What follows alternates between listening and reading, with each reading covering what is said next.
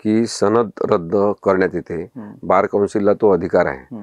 गैरवर्तणूक कोणी केली असेल, बदमाशी कोणी केली असेल, वकिली व्यवसायाचा गैरवापर केला असेल, तर त्या संदर्भात निर्णय घेण्याचे सगळे अधिकार हे ॲडव्होकेट्स ॲक्टनुसार आणि बार काउन्सिलला आपण दिलेले, त्याबद्दलची प्रक्रिया सुद्धा डिफाईन केलेली आहे. पण मग कोणीही आपल्या मर्जीने गैरवर्तणूक म्हणजे काय असा अर्थ लावून कोणाची सनद रद्द करत असेल तर ते सुद्धा चांगलं नाही.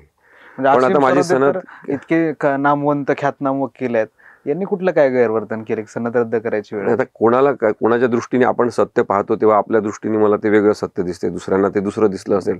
बार काउन्सिलचे सुद्धा वकील जे आहेत, जे सदस्य होते त्या कमिटीमध्ये, ते सुद्धा अनुभवी असे लोक आहेत. त्यांना ते सत्य वेगळं दिसलं असेल, त्यांचं सत्य योग्य नाही, त्यांचं सत्य बरोबर नाही, हे आता मला सांगावं लागणार आहे किंवा ते मला पटवून द्यावं लागणार आहे. ती जबाबदारी माझ्यावर आहे.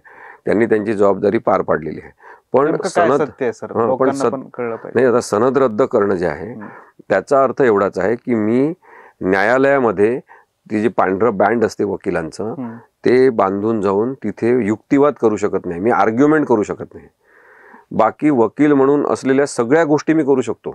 मी क्लायंटशी बोलू शकतो, मी नोटिसेस पाठवू शकतो, मी लोकांना कायदेविषयक सल्ला देऊ शकतो. माझं जे कायदेविषयक प्रबोधनाचं काम मागच्या 26 वर्षापासून मी करतोय ते मी करू शकतो. गरिबांसाठी मी मीटिंग्स घेऊ शकतो. काही कायदेशीर प्रश्न असतील तर त्या संदर्भात जाहीर मीटिंग सुद्धा मी घेऊ शकतो. मी न्यूजपेपरमध्ये ॲडव्होकेट असीम सरोदे अशा नावाने आर्टिकल लिहू शकतो.